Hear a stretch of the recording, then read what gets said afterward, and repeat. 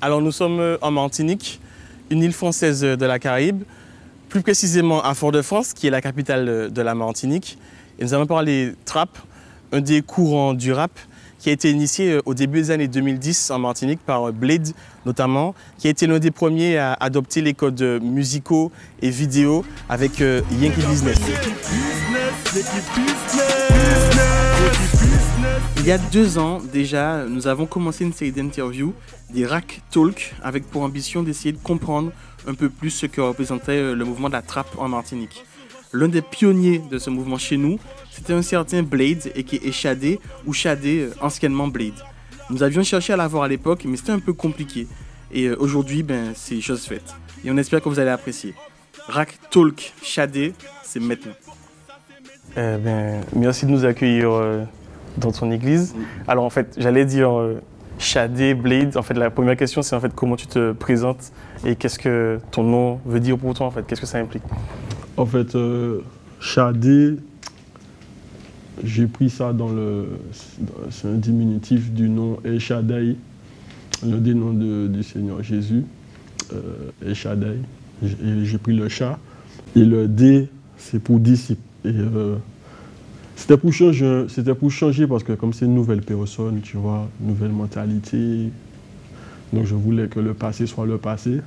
Donc j'ai balayé Blade et puis j'ai trouvé le nom Shadé au fait. Okay.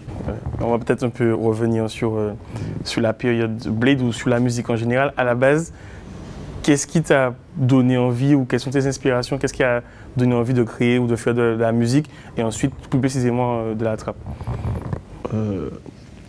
Qu'est-ce qui m'a donné envie de faire de la trappe? C'est l'époque au fait. L'époque de la trappe, mais aux États-Unis, quand c'est arrivé, je faisais déjà du rap. Et je me suis dit, en fait, comme je composais des morceaux, donc sans même faire attention, je me suis mis à faire du trap. Je veux dire, comme c'était ça qui menait à cette époque-là, je me suis dit, mon prochain morceau, ça va être sur un instru trap. Et je rappais sous les morceaux trap, tout ça. Et c'était en 2010. En 2010 ou 2009, je crois. Et à ce moment-là, j'ai commencé à faire mes premiers morceaux avec un de mes amis qui s'appelle Stax, c'était son nom d'artiste. Et puis après, comme il est reparti en Guadeloupe, parce que c'était un Guadeloupéen, donc j'ai continué la lancer tout seul. Et à ce moment-là, tout ce que je faisais, c'était du trap. Rarement je faisais du rap, mais c'était du trap, en fait. Et puis après, la vague est arrivée, après en Martinique. Belle journée, salto, polissimo, on est en carton, chaud, fast life, négo nous bien pressé, combien j'ai beau bruit, négo pressé, business.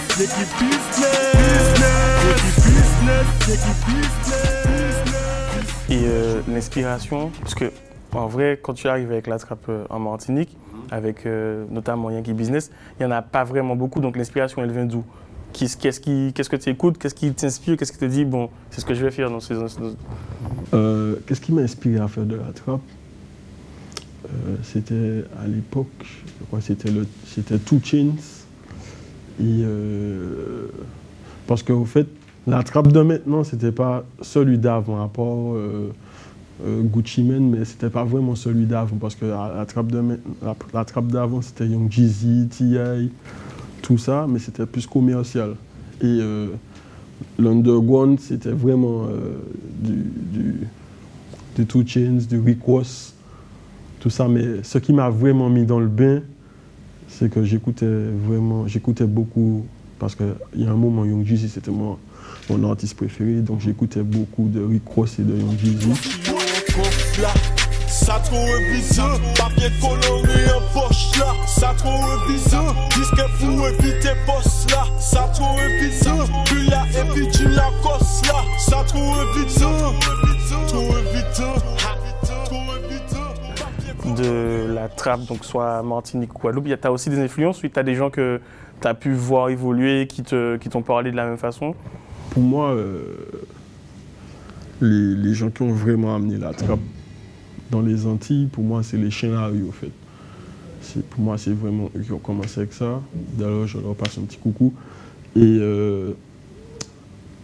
j'ai eu le temps de voir des morceaux. J'ai eu le temps de voir des morceaux à eux, tu vois. Et quand j'ai vu ça, je me suis dit, ah, ils ont compris. Ils ont compris comment on fait les choses. Bien qu'ils n'avaient pas forcément une plume, mais l'esprit, il était là, en fait. Et, mais moi, c'est pas la même chose. C'est vraiment pas la même chose. Mon trap, il est un peu plus ouvert. C'est pour ça, d'ailleurs, ça passait. Ça a été... J'étais le premier à passer en boîte, des trucs comme ça, jusqu'à maintenant. C'était comme une ouverture. C'est pour ça qu'il y a d'autres morceaux trap qui passent en boîte à l'heure actuelle, je suppose bien. Et voilà, ils étaient pas une source d'inspiration, puisque je pense qu'on écoutait pratiquement les mêmes trucs. Donc, mais pour moi, comme je dis, c'est eux qui sont à l'origine de la trappe dans les Antilles. Et après, moi je viens en deuxième, mais moi, comme je dis, c'était plus ouvert, en fait, plus vaste. Donc, genre, tu démocratisais le truc, quoi. Exact. Okay. Et c'est pour ça que, comme je dis, c'est pour ça que mes morceaux passent en boîte, tout ça, parce que les gens, ils pouvaient pas s'en empêcher, en fait. Okay. Ouais.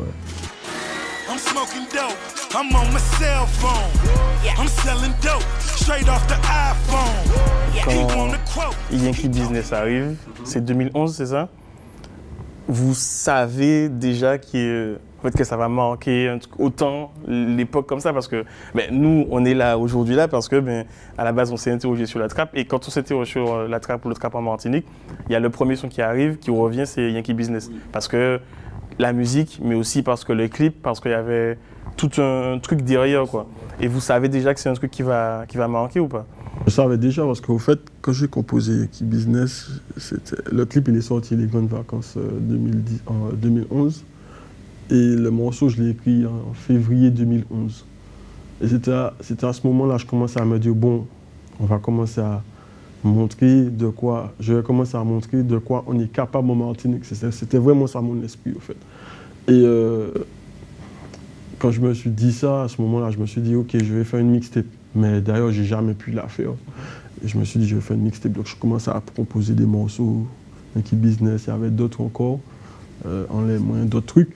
Et j'avais 21 ans. Après, je me suis dit, ok, il est temps de montrer de quoi on est capable. Et puis après, quand je me suis dit, je fais un clip, je fais le clip Yankee Business. Avant de vouloir faire le clip, tout ça, je savais que tout ça allait marcher, tu vois. Par rapport à toutes choses, par rapport à la plume, aux idées artistiques, voilà quoi, à tout ce que j'amenais sous la table, je savais que ça allait fonctionner, puisque je sais un peu comment ça fonctionne. Money cash, les mots, cash, les mots, papa, les mots, Carmen et Femme, les mots, police, les mots, passe money, drogue, les mots, hache, l'homme, les mots. Comment tu définis la trappe pour toi? C'est uniquement de la musique ou c'est obligé que ça soit un tout, en fait? C'est délicat parce qu'on ne peut pas, par exemple, quelqu'un qui fait du zouk, il y a des chanteurs de zouk, ils ne sont pas forcément des personnes qui cherchent à se marier. Okay. Ouais, et pourtant, ils chantent des musiques pour plaire aux femmes, tout ça, ou bien pour toucher les femmes, tout ça, ou bien des situations qu'ils n'ont pas forcément vécues aussi. Donc, mais la trappe musique, c'est plus délicat parce que le chanteur de zouk, il peut faire des musiques comme ça, mais personne ne va lui dire, ouais, t'es un menteur, tout ça. Pas qu'à s'aimer, quoi. Voilà. Okay. Mais la trappe musique, c'est pas la même chose. Qui veut dire, tôt ou tard, comme la trappe musique, ça sort de la rue, au fait. Donc, tôt ou tard, tu seras démystifié. Donc, ça veut dire, tu peux avoir des problèmes avec des gens que tu connais même pas, qui veulent chercher des embrouilles avec toi. Donc voilà. Même moi, j'ai été dans des situations comme ça. Et il n'y a pas que moi. Tous les chanteurs de trap ont été dans des situations où ils ont des ennemis gratuitement, tu vois. Qu'est-ce qui explique ça, d'après toi? Qu'est-ce qui fait que quand tu fais cette musique-là, tu es obligé d'avoir... un style de vie qui va avec. Qu'est-ce qui fait ça? Parce que c'est ce que tu chantes, au fait. Donc après, il y a des gens... ils ne respectent pas ça. Ils ne respectent pas le fait que tu chantes ça. et que tu n'as pas le vécu, mais tu chantes ça, tu as le vécu, mais ils veulent te tester au fait. Okay.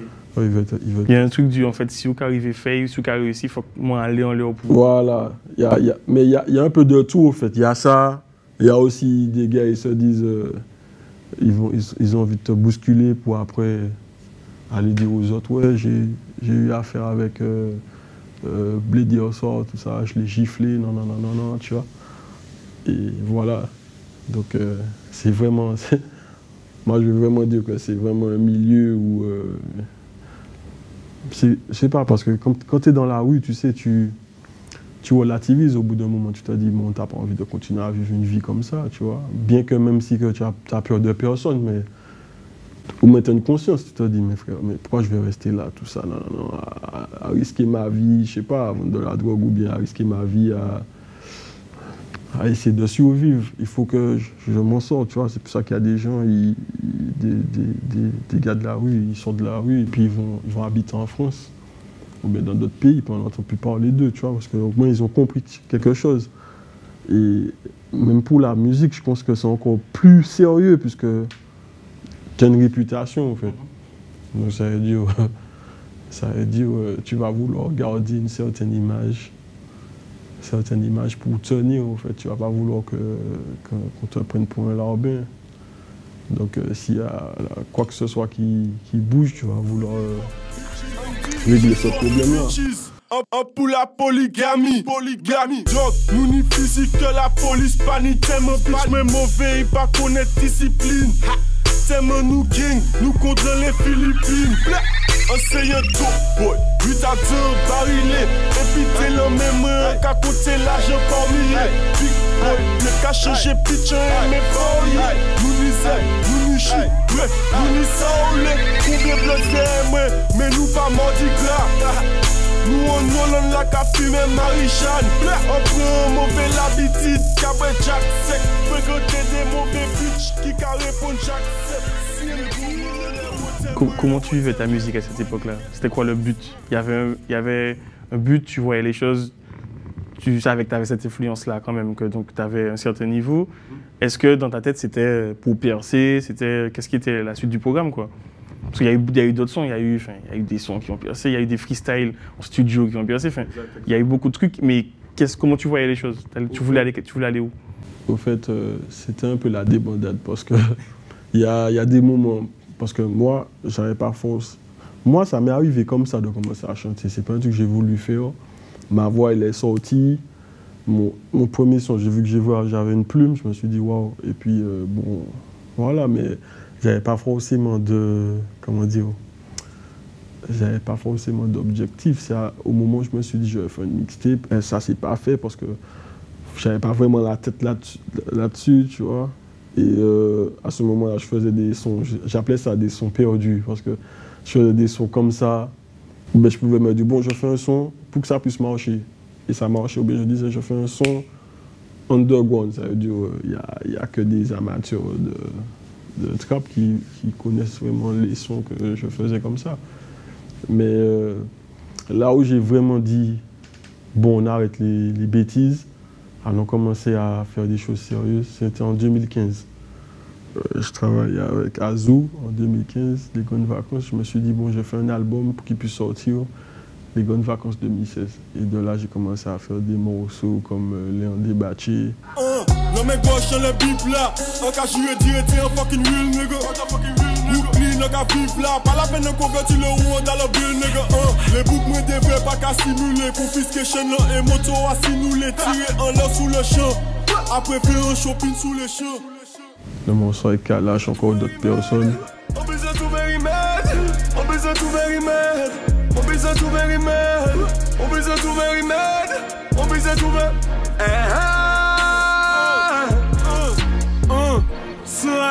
T'es qu'à dire mais que ici à fuck, mais on va dire mais rete strong, t'es qu'aussi à fuck. 1002 balles smic, what the bombo clap, en bas l'état, fuck Babylone, fuck que c'est au bat. Pour mes bas placements, RIP bas aux apports. C'était prévu encore avec d'autres artistes comme Quavo, je devais avoir encore travailler avec des beatmakers américains, tout ça, mais Ça s'est pas fait malheureusement, parce qu'après j'ai pris... Ouais, malheureusement quand même, parce que bon... En fait, bien heureusement. Ouais, ça dépend de quel... Bien heureusement, exact. Mais c'est vrai que quand il y a Léon Kadibachi, il y a Mojo, il y a Strong qui sortent plus ou moins, tu vois, les gens, tout le monde se dit, ok, là, c'est chaud, là, il y a un truc qui va se passer, les sons sont lourds, il va se passer quelque chose, et puis, en fait, tu es déjà dans une période où tu vas arriver à ce que tu es aujourd'hui ou pas? Comment... Au fait, quand ça s'est fait, j'étais déjà converti, au fait. Je me suis converti en mai 2016. J'étais déjà converti, donc la vague, je ne l'ai pas vécue. Je savais qu'il y avait des sons qui étaient sur Internet, tout ça, mais je n'ai pas vécu la vague, au fait, parce que j'étais vraiment ailleurs aussi. Mais dans ces sons-là, on dirait quand même... Alors bon, on a réécouté les trucs. On dirait quand même qu'il y a des moments où tu parles quand même... En fait, disons que ta réflexion est déjà... Dans Strong notamment, tu parles déjà de ton vécu. Dans Léon Kadibachi, il y a un moment aussi où tu dis que tu as... Ouais, voilà, la réflexion est déjà là, ou ça veut dire que tu as toujours eu cette réflexion un peu sur ta croyance ou comment tu voyais les choses? En fait, quand je dis ma main gauche sur la Bible, tout ça, c'était pas forcément sur mon vécu de maintenant. Mais quand il y a des morceaux comme Strong, tout ça, en fait, j'étais dans une période où je me disais, bon, je vais faire en sorte que je parle de moi, mais que de moi, tu vois. Donc, comment expliquer, je voulais vraiment être sincère avec ma plume. Donc, il y a des fois, je me retrouvais dans des situations où je voulais dire des trucs. Et je me disais, non, je dis pas ça. Donc, en fait, comme si que, genre, il y avait les sentiments qui me disaient, je me disais, non, je dis pas ça, ça va pas le faire. Ou bien ça va inciter des jeunes à faire des choses. Toi, tu penses que la musique a une influence, et la trappe particulièrement, ça a une influence quand même? Oui, je pense vraiment qu'il y a une grosse influence. Ah oui, il y a une super grosse influence. Je disais ça une fois, mon plus gros témoignage, c'est que j'avais un petit voisin à moi, tout petit. Je l'ai vu grandir, tout ça, et puis en 2016, j'étais pas encore converti, tout ça, il vient me voir. Mais après, j'étais parti en France un moment, donc je l'ai pas vraiment vu grandir parce qu'ils avaient déménagé, tout ça. Alors un jour, je suis près de chez moi, tout ça, je vois qu'il arrive avec sa mère. Et puis, il arrive près de moi, il me dit ouais, t'as pas un studio? Alors moi, je lui dis un studio pour faire quoi? Tu chantes? Il me dit ouais, il chante. Je lui dis tu chantes quoi? Il m'a dit de la trappe, tout ça. Mais il était un peu sérieux. Je dis ah bon. Et moi, ça m'a fait revenir sur le tir parce que je me suis dit waouh, comme si il veut chanter de la trappe, mais quand tu chantes de la trappe, tu peux pas dire ouais, j'ai acheté un téléphone ou bien je sors avec une meuf. Non, tu peux pas dire ces choses-là. Tu peux dire que les choses que les trappeurs disent en général, tu vois. Donc, quand il m'a dit ça, je lui ai dit, j'ai essayé de lui dire comme si que non, je peux pas t'emmener au studio. Pour faire quoi, tu vois.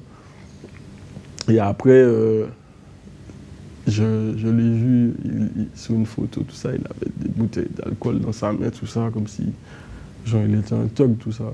Et je pense qu'il chante à l'heure actuelle. Mais ça m'a vraiment touché parce que je me suis dit, c'est pas une blague.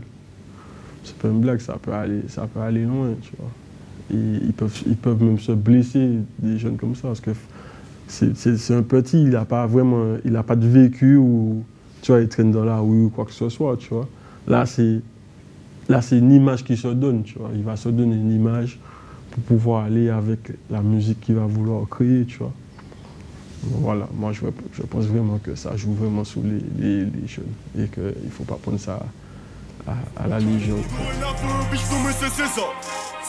Pas tout ça donc nous j'ai liquidé, nous juste mérité en 16 ans. UMG là, ne go pas ni les ans. T'as là qui mentionne mais faut me yon péké rive cagoule en l'air. Le combien de carré de cavire, la bêche ni sous les lait. On pas qu'à parler de ce qui fait rigamos, le doux c'est le pour un mari, c'est tu me manico, je sais que toi c'est l'argent. Manche au sable, l'argent un bêti, mais je marie à galoni, bitch, les bitch, c'est l'appel, tout ça à disposition. Mais cavalier jaloux à travail, trop type la caché, je sais qui position. Il y avait un moment où, alors, je sais pas si c'est bien ou mal, mais il y a des photos de toi où tu as coupé tes locks qui circulent. On apprend plus ou moins que tu as fait une conversion, que tu t'es converti, que tu t'es un petit peu rangé. C'est comme si tu prenais ta retraite. Et est-ce que tu es conscient que, donc, je sais pas, sur Facebook, sur Twitter, sur les réseaux sociaux, les gens en parlent, tout le monde est en mode putain, qu'est-ce qui se passe? Blade arrête, c'est pas bien. En plus, juste avant ça, tu as lâché des plutôt gros sons.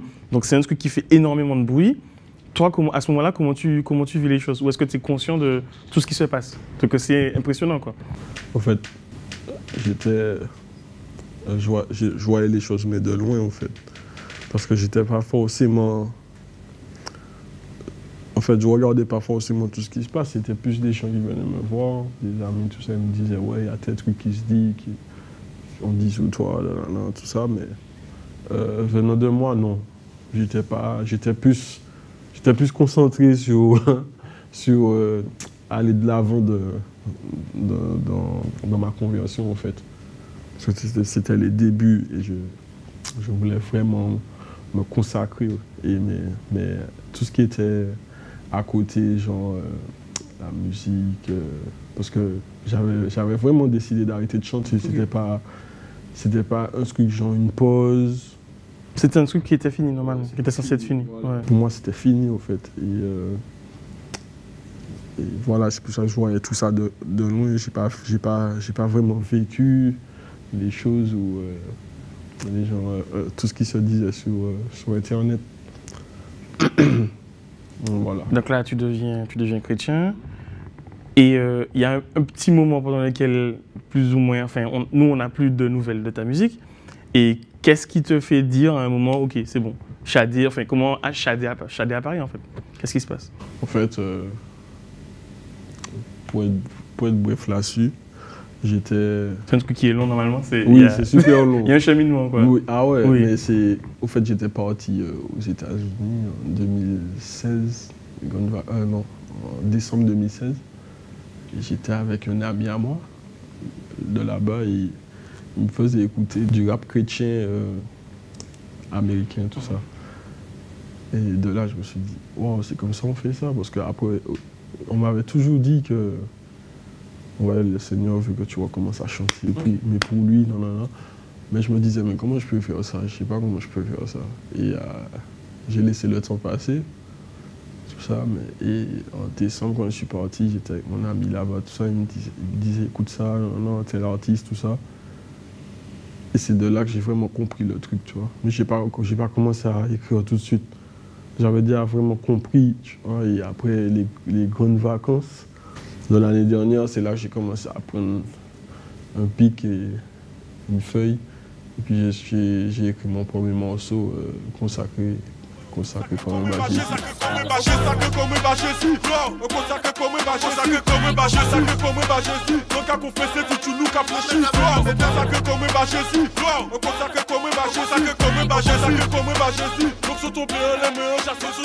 Et c'est plus difficile à faire, c'est plus facile à écrire. Comment, est-ce que c'est plus facile, est-ce que c'est plus difficile?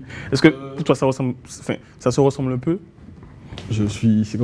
C'est même pas comme si je suis au service de Dieu, tu vois, je suis au service de Jésus. Donc, quand j'écris mes morceaux, déjà il faut une certaine connaissance biblique. Donc, quand j'écris mes morceaux, il faut que vraiment je sois dans un moment à part. C'est pas comme si je prends un beat comme ça et puis j'écris, non. Il faut des temps de prière, des trucs comme ça, tu vois. Parce que c'est vraiment, comment dire, c'est vraiment un message que je veux faire passer. C'est vraiment un message, même si je le fais comme ça, mais je veux pas trop dire que je suis à 100% dans le message. Il y a quand même, je reste quand même, comment dire. Un artiste, tu as quand même un plaisir voilà, à faire une bonne musique, un truc qui va bien fonctionner. Qui veut dire que je reste quand même dans la plume, tu vois. Ça reste moi quand même. Donc, et puis, même sous les instrus, tout ça, parce que en fait, il n'y a pas vraiment d'artistes qui font du rap chrétien antillais. Il n'y en a pas vraiment, donc j'essaie d'exploiter ça, en fait. Donc, je me mets à faire des morceaux que je ne faisais pas, genre de l'afro-trap. Ou mettez-moi en les ailes glades, ça au béni-moi. Les blessés passés à disparaître, l'amour seul peut gérer moi. Ou tirer tristesse qui en tient moi, l'homme j'en embellit moi. Les autres jouent toujours campé, bon moi dit danger ou dit moi. Oh Yahweh, Yahweh, Yahweh, Yahweh. Oh Yahweh, Yahweh, Yahweh, Yahweh. Oh Yahweh, Yahweh, Yahweh, Yahweh. Limite, en fait, tu as presque moins de barrières aujourd'hui qu'avant dans ta musique. Quoi. Tu as une plus grande latitude de ce que tu peux faire, comment tu peux faire passer ce que tu veux. Parce qu'il y a des trucs que je fais, jouer. Tu n'aurais pas fait, tu n'aurais jamais fait ça. Voilà, je n'ai jamais pensé faire ça en fait. Même chanter, des trucs comme ça. Et donc c'est consacré comme un Bajési, quand le truc sort, le son est bon en fait. C'est-à-dire on peut tourner ça dans tous les sens, on peut dire chrétien, pas chrétien, nanana, trap, pas trap, etc. Le son est bon. Est-ce que toi, tu es quand même content, tu vis ça bien, le fait que les gens qui sont pas forcément chrétiens, qui sont pas forcément proches de toi, continuent à aimer la qualité du son et même le message en fait, même si, parce que c'est pas comme si tu as scène un truc, tu vois. Exact. Du coup, comment tu vois ça à ce moment-là? Comment tu vis le truc? En fait, ça me fait plaisir, puisque je me dis, Dieu merci que les gens, ils se disent pas, ouais, il veut nous gaver avec toutes ces paroles-là, tout ça, non. En fait, ils voient quand même le petit côté fun, artistique, musical, qui est présent. Ouais, ça me dérange pas. Hein. Même si mon but, c'est vraiment de livrer un message. Mais voilà, si ça peut te mettre dans la joie, gloire à Dieu, ça me fait plaisir. Mais vraiment, non, j'ai pas de problème avec ça. Okay. Ouais. Et donc, il n'y a pas que consacré comme un Jésus, il y a Hosanna, il y a Yahweh, ouais. Il y a Trapetoune chrétien. Ouais. Mais vraiment beaucoup de styles différents. Pour l'album, en fait, parce que comme je fais un album. Ok, donc là, il y a un album en préparation. Exact. Ok, d'accord. C'est bien, c'est une bonne nouvelle, je pense. Exact.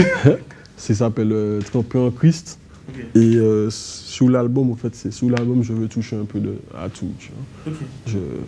Je sais que vraiment que les gens qui m'écoutent, ce sont plus des gens qui veulent entendre du trap. Mais après, quand j'ai fait des morceaux comme Yahweh, tout ça, j'ai eu de bons retours par rapport aux grandes personnes. Je me suis dit, pourquoi pas continuer sur ça, en fait, faire des morceaux comme Yahweh. Mais pour un certain public, ouais, je vais toujours continuer à faire de la trap. Parce qu'à la base, le rap, c'est ce que j'aime, en fait.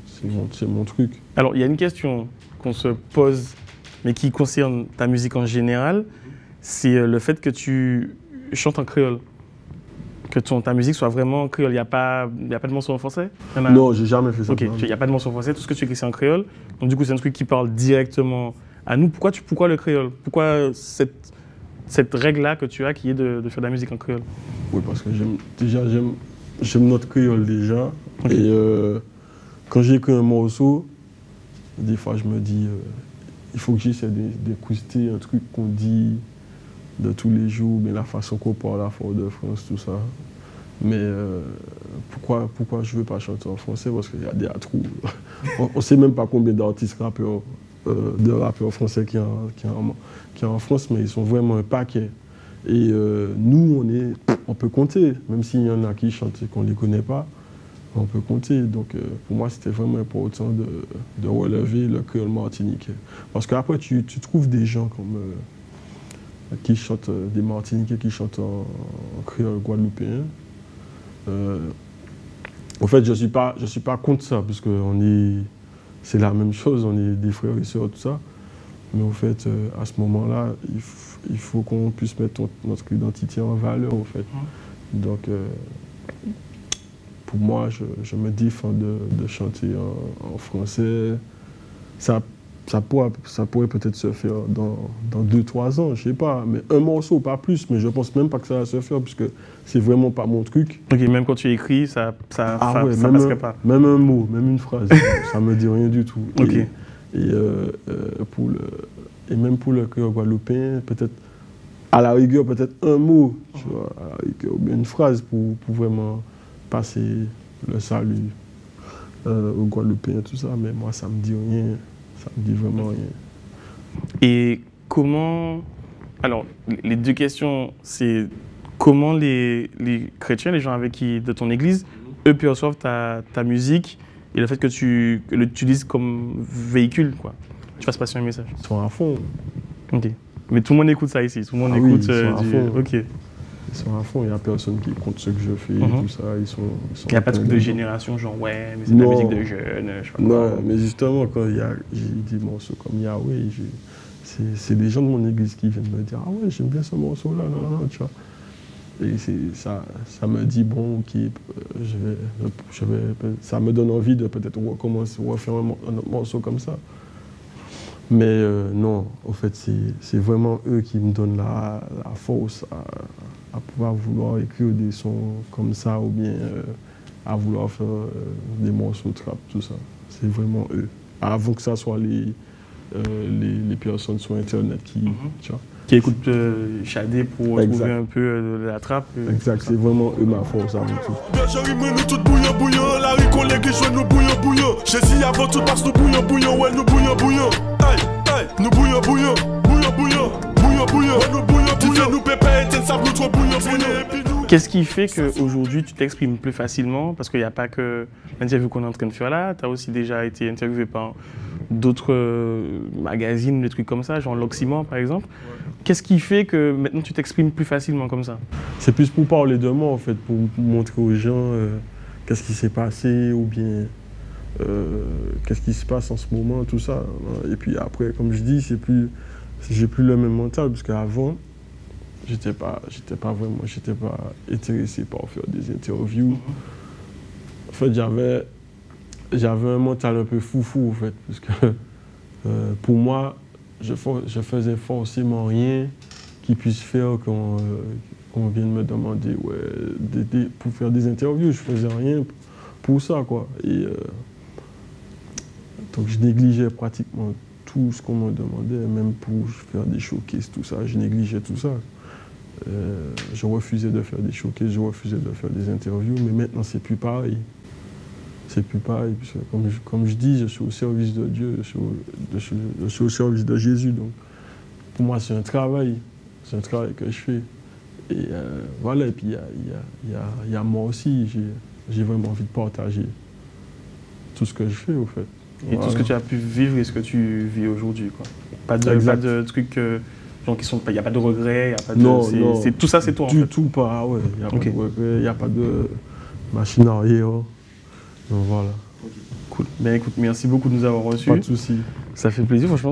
On est content parce que quand on a commencé les Rack Talk, quand on a commencé à parler de trap, la plupart des gars qu'on a vus nous ont parlé de toi parce que du coup, tu étais un peu à la base du truc, notamment en Martinique. Et ça fait plaisir de pouvoir discuter avec toi. Donc franchement, c'est cool. Merci beaucoup de nous avoir reçus. Yes, ok. C'est bien. Yes. Sans oublier, t'as la qui en dit mais et puis puissant qui t'a la qui zéro. Moi en Californie, et puis des coupes, c'est des blots qui paraît bon de ballon twist. Mais vu à chemin, c'est des hommes de Dieu, dédié la vie au bal le Christ. Les boucs, mais toujours en l'arrière, on continue à prier, bah les gars. Ou bien qu'à trouver moyen de chop là, peut pas dire là, je mets pas légal. Yo, on bénit toujours ni le souillou, yo, jusqu'au bon, qu'à continuer 23. Tu fais cet esprit en l'air, mais qu'à sentir quand même qu'on joue la bonne code. Racks on racks on racks. J'espère que je vous dérange.